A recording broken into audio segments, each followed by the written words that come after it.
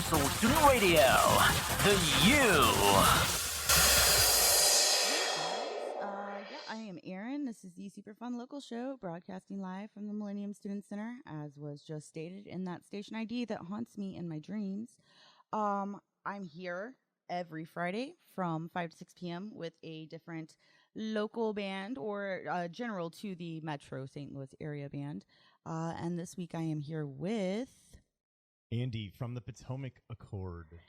From the Potomac Accord. Okay, so first and foremost, I have not actually, your face is really familiar to me. Maybe you have one of those faces, but I've never heard of you or I've not heard your music until prep for this. And I find that really just kind of funny because I've been around for a while and you guys have been around even longer. So if you want to, you guys started in what, 2000, the original? Right, yeah. August of 2000. So I guess let's tell the story. The band was formed by now one of my best friend Jerry, and we were both kind of playing around in the local scene in various indie or hard rock bands. I was a big fan of Jerry's playing. He's a very methodical and thoughtful, tasteful drummer, and we also just kind of had a lot in common personality-wise, except for our ages. But we ended up clicking and writing some tunes together. I contacted him because he's been playing a lot of hard rock music, and I was playing more like indie music, kind of. If anybody's familiar with like Touch and Go Records, all the bands on that label were a tremendous influence, and we kind of wanted to do something a little bit different, just to challenge ourselves as musicians. So we both came up with the concept of starting a band that wrote slightly more quiet, meticulous, long, very precise, like thoughtful songs where every note sort of mattered. Concepts like holding a note out for the same note out for 20 seconds instead of just jumping back and forth really quickly. So we decided to challenge ourselves as musicians a little bit, maybe at times challenge the audience a little bit in their capability to sit there and listen to a 8-minute song. But that's what the band started at back then, and we've continued to kind of push and evolve our musicianship and our writing and our playing and relationship together over the last 17 years, because I think it's 2017, so mathematically that would put us at 17 years. That's a really long time to be in a band, like to be in one band. That is correct. Unless you're, moderately successful, which you are. I was going over your information and I'm like, wow, you've done a lot of touring. And I'm sure there were opportunities created for that to happen. But it looks like you guys were or are on a label. We actually started our own record Your label own label. called First Okay. Flight. Yeah, no, it was in my opinion, a great degree of success in its prime, which was probably from 2002 to about 2007. Okay. But labels, just like band, are the thing that keeps record labels alive are active bands on that label. And the label, every band on that label basically stopped for various reasons, all within like the exact same moment in time, almost like in Back to the Future when they say there was like a ripple in the time flux continuum or whatever it is. Right. All of those bands quit at the exact same moment, give or take a couple months, and that kind of made the label slow down. But here we are again, putting out our third studio album, Beams. Yep, and I checked it out before the show. I've been listening to it on and off all week. It's really good. It's really different, which is good. It's nice to hear different original music because it seems like, at least in my opinion, a lot of what's out there is just the same old thing over and over and over within its own select genres, of course, but with an emphasis on old. Right. Yeah.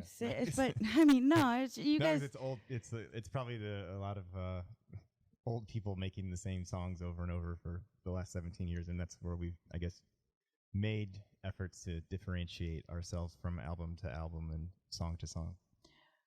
And that's really I think that's admirable because it's really I would think, I'm not a musician, but it's easy to fall into pattern. If something's working, it's easy to keep going with it. But like my friend Tim says, comfort kills dreams. So if you're not pushing yourself, then you're gonna get stagnant. Yeah. So it seems like you guys found an interesting formula. And again, like you toured all over the world, didn't you say before the show, like 30 countries or something that you've been to? I myself and my personal travels, but yeah, the band is just we've toured exclusively in North America, both United States and Canada. One of And these days we'll hit Mexico, and then we can go to Europe. Yeah. that sounds exciting. What did you notice? Were there any? I'm sure even from city to city in America, but from Canada to the States, what are the are there drastic differences in how things are done or run or the way people attend shows or anything? Yeah, our drummer Jerry loves to tell this story that I think most people from either in bands or outside of bands. I guess I'll ask you, what if you were in a band, where would you like to go play in the United States? Probably, I mean, I hear Nashville's doing really well, or Colorado. Definitely not New York. Not New York. People want to go to Colorado, yeah, for But, various reasons. I mean, I just have some friends that live there, and they say that the scene's really it's different there. It's more of a DIY thing, but it's working. Your answer was awesome because it was very unique. Most people, I think, would say like they want to play LA or they want to play New York because they could possibly make it. But no, because it's oversaturated. That's the last place you're gonna make it. Well, we've in touring over the years, some of the greatest shows that we've had have been like we had a fantastic multiple shows in Tulsa, Oklahoma, and I don't think anyone would expect that, but it's through touring you kind of find people that you want to go back and visit again because you have a rapport with each other.